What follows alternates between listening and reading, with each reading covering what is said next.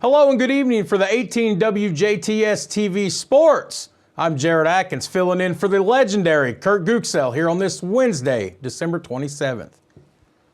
The Colts have placed starting safety Julian Blackmon on injured reserve after he suffered a shoulder injury, in Sunday's loss to the Atlanta Falcons. Blackmon will miss the rest of the season, a disappointing end for a player who has had a strong 2023 campaign. With 4 interceptions and 88 tackles, Blackmon has been one of the team's most consistent defenders this season.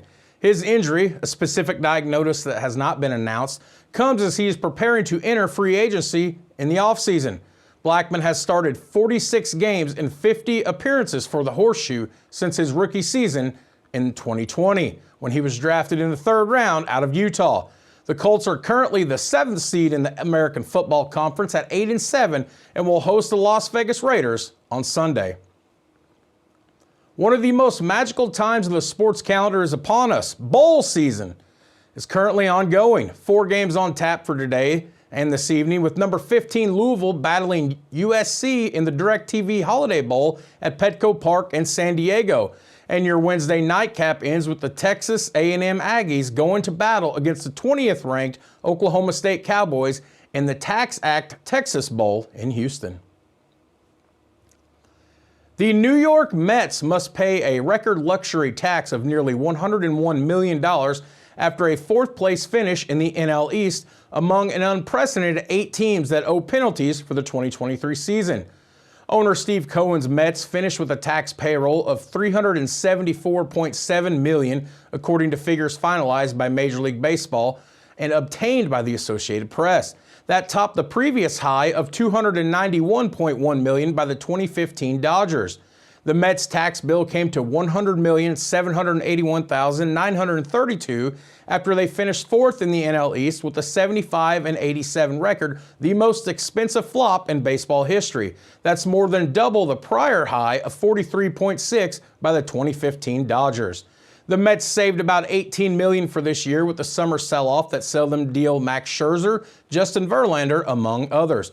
Their projected tax payroll on June 30th was $384 million, according to Major League Baseball, and that additional $9.3 million in payroll would have resulted in a tax $8.4 million higher.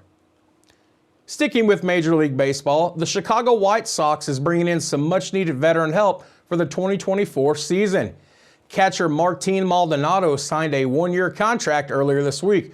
The 37-year-old has been with the Astros since 2019. He hit for 191 with 36 RBIs and went yard 15 times during 116 games for the Astros last season. Reports out of the Dominican Republic say authorities raided 2 homes connected to MLB star Wander Franco. The Tampa Bay Rays player is accused of having inappropriate relationships with underage girls. He was placed on administrative leave in August as the league investigated the allegations. Franco was not found in either of his home or his mother's home when searched by police. He denied the accusations in an Instagram Live video this past summer. NBA history was made on Tuesday, but not the kind that you're going to reflect positively on.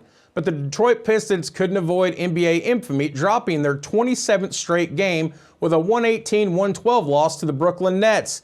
It's the most consecutive losses in a single season in league history. Now, the Philadelphia 76ers have the overall record, losing 28 straight, but that spanned the 2014-2015 and 2015-2016 seasons. Detroit hasn't won a game since its home opener on October 28th against the Bulls and is now 2-28 on the season.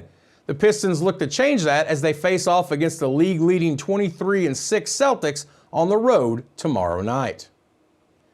The Pacers snapped a 2-game skid with their 123-117 victory over the Rockets in Houston.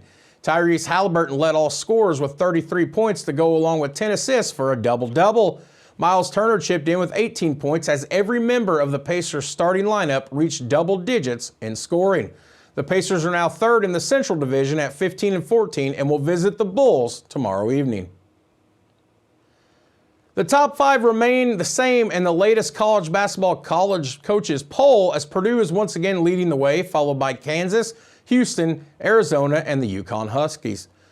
Florida Atlantic is among the biggest risers in the polls as the Owls soared up 6 spots to number 6 in the nation, with Tennessee, Marquette, the Fighting Illini, and Kentucky rounding out the rest of the top 10.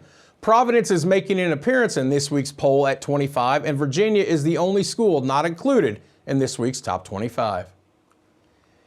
Indiana is hoping to extend its winning streak to 3 games. The 9-3 Hoosiers host Kennesaw State Friday night. Purdue has won 4 straight games. The 11-1 Boilermakers host Eastern Kentucky Friday night.